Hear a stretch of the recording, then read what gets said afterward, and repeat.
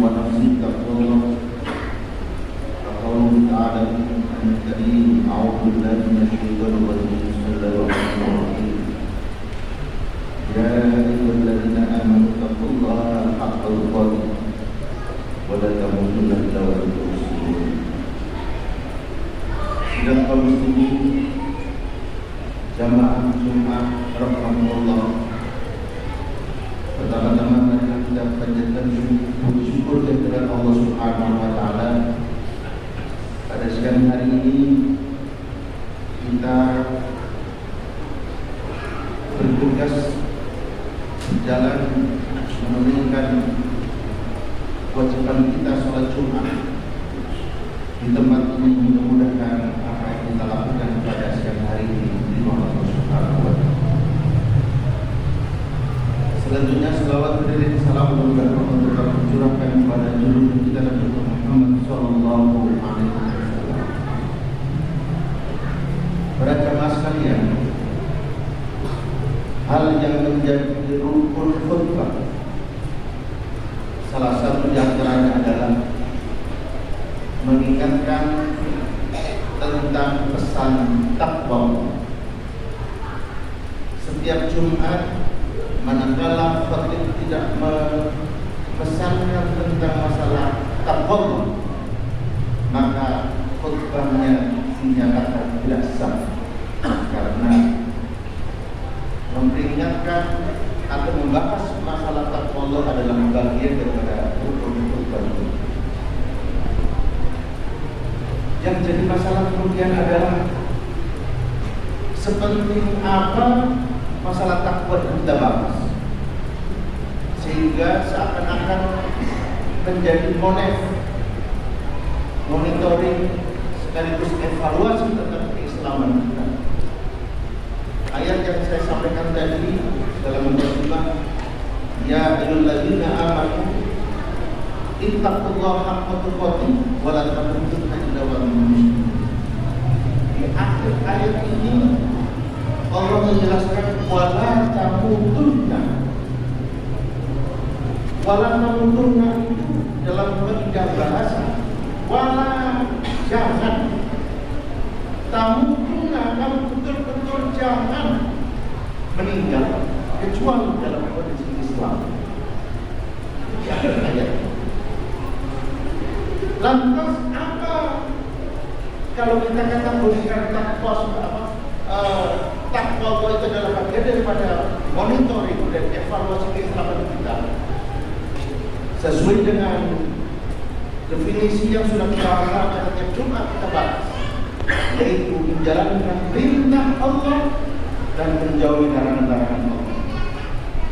Seringkali pembahasan masalah takwa hanya berhenti pada sisi bahasa ini, tapi hampir jarang sekali memberikan menjadi sebuah kehidupan dan kita sehari-hari.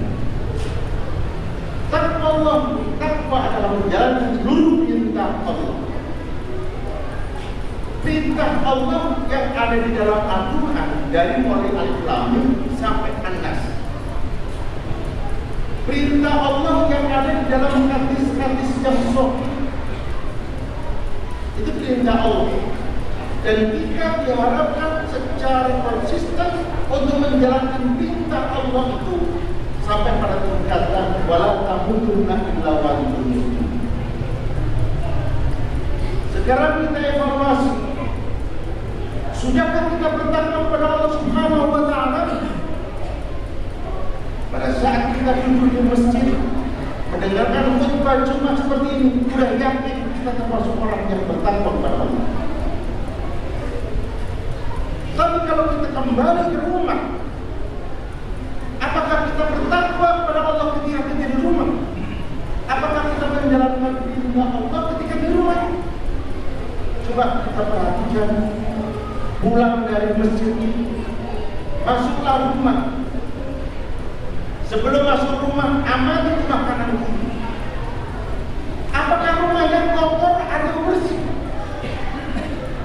Kalau ternyata rumah kita rumputnya banyak, kalau rumah kita ternyata paritnya mampet, maka ini adalah bentuk aktualisasi tidak bertakwa pada Allah Subhanahu wa Ta'ala. Kalau kita di rumah, mungkin barangkali yang sudah pernah tugas hari-hari di depan kamera HP, membaca WhatsApp grup yang kadang-kadang tidak bermutu. Dari mulai bangun tidur sampai tidur kembali, kita evaluasi berapa jam kita melakukan hal yang tidak berguna. Kalau itu yang kita lakukan, maka posisi kita masih belum bertakwa kepada Allah Subhanahu wa Ta'ala. Bagaimana Allah Subhanahu wa Ta'ala berfirman dalam surat Al-Anfal, wa idza faragta fansab. Apabila selesai pekerjaan yang satu, segera cari pekerjaan yang lain. Apabila selesai menyapu ruang tamu, segera selesaikan menyapu di ruang tengah. Apabila selesai menyapu rumah tengah-tengah rumah sudah selesai dan bersih, kita minggir sampai masuk di kamar mandi. Apakah kamar mandi kita bersih? Kalau kita ngomong bahwa kita Islam kafir, kita kan Islam kafir, baju kita bau, ruang tamu kita bau juga. Mungkin Bapak di sini tidak ada sendiri. Saya sering kali pergi dengan mata kepala saya. Orang tokoh saya temui di rumahnya, di situ ada kucing, rumahnya bau kayak kucing, ada celana dalam di situ. Padahal ruang tamu yang sudah kita nobatkan sebagai ruang publik. Waktu ada tamu. Begitu ada tamu, kita baru sibuk nyingkirin piring yang sudah 2 hari tidak dicuci, nyingkirin karpet, bersihin karpet yang sudah 1 bulan tidak pernah dibersihkan. Kalau fenomena itu yang ada dalam diri kita, maka kita takwa dalam arti formal, dalam arti makhluk, tapi tidak bertakwa dalam arti hormat. Kita hanya takwa di masjid, kita hanya bertakwa ketika sholat, ketika kita puasa kita bertakwa, ketika kita mendengarkan ceramah kita bertakwa. Begitu kita keluar, bisa-bisanya main cabut sampai 3-4 jam dalam satu hari. Kita lihat Bapak Saudara sekalian, betapa sangat perhatiannya Allah Subhanahu wa Ta'ala tentang waktu. Allah Subhanahu wa Ta'ala memberikan, menyindir kepada kita banyak ayat-ayat yang dimulai dengan sumpah tentang waktu. Wal laili, demi waktu malam. Wal asri, demi masa. Wal duha, demi waktu duha. Wal qamari, demi bulan. Wasyamsi, demi matahari. Itu semua adalah bagian daripada perhatian Allah tentang waktu. Lantas bagaimana persepsi kita tentang waktu? Kita lihat, kalau ada kondangan misalnya, bangga kalau kalian terlambat, karena semua mengatakan, oh alhamdulillah orangnya datang. Yang terlambat dihormati, justru yang pertama tidak mendapatkan penghormatan. Undangan jam 8, kita datang jam 9. Undangan jam 9, kita datang jam 10. Itu adalah termin yang masih belum bertakwa pada Allah Subhanahu wa Ta'ala. Nah ini kita ingatkan tiap Jumat, diingatkan supaya apa? Monitor kita masih Islam nggak kita? Jangan sampai umur kita sudah 50, kita sudah 60. Islam kita hanya di masjid, Islam kita hanya ketika puasa, Islam kita hanya ketika waktu undangan, kondangan, tahlilan dan lain sebagainya. Dalam waktu-waktu yang lain kita masih jauh daripada Islam. Oleh karena itu, saudara jamaah yang berbahagia, nampaknya perlu kita evaluasi. Karena Rasul dalam kitab atau dalam Al-Quran Allah mengatakan, wala tamutunna, janganlah kamu sekali-kali mati illa wa antum muslimun, Sementara kita tahu kapan kita mati, tidak ada jadwal khusus. Ada yang muda sudah meninggal, ada pemuda meninggal, ada orang tidur langsung meninggal. Bisa jadi kita pulang dari masjid ini, kita dipanggil oleh Allah Subhanahu Wa Taala. Kita tidak tahu, itu adalah rahasia Allah Subhanahu Wa Taala. Yang jadi catatan kita ini, apakah kita Islam? Karena di dalam Al-Quran dikatakan wala tamutunna, janganlah kamu sekali-kali mati dalam kondisi yang illa wa antum muslimun, kecuali dalam kondisi Islam. Artinya ada pesan Allah, janganlah kamu mati dalam kondisi yang tidak Islam. Kalau kita bahas lebih jauh lagi Bapak Saudara sekalian, apa sih Islam itu? Kita kenal di dalam hadis yang sangat populer, Bismillahirrahmanirrahim, Bunyal Islam ala khamsin, syahadatu an la ilaha illallah, wa iqamis shalah, wa ittaqis zakah, wal hajj wa shaum Ramadan. Islam dalam fikih dikategorikan apa sih unsur Islam itu? Maka terkenal istilah rukun Islam. Sejak TK, SD sampai saat ini sering kita mendengar rukun Islam. Rukun Islam, rukun itu apa? Rukun itu adalah unsur yang harus ada. Jika salah satu tidak ada, maka tidak sah ibadah. Salah satu contoh Bapak-Ibu sekalian, sholat adalah wajib. Rukunnya salah satunya adalah baca Fatihah. Ketika orang sholat tidak baca Fatihah, maka sholatnya tidak sah. Karena apa? Karena tidak dilaksanakan rukun. Sekarang yang jadi masalah adalah rukun Islam ada 5. Syahadat, alhamdulillah kita sudah syahadat. Sholat kita sudah. Puasa sudah, alhamdulillah. Zakat sudah, jadi secara minimal zakat kita lakukan. Yang kelima yang perlu kita bahas tentang haji. Haji ini rukun Islam. Rukun. Seringkali kita katakan betul, Ustaz, haji itu rukun.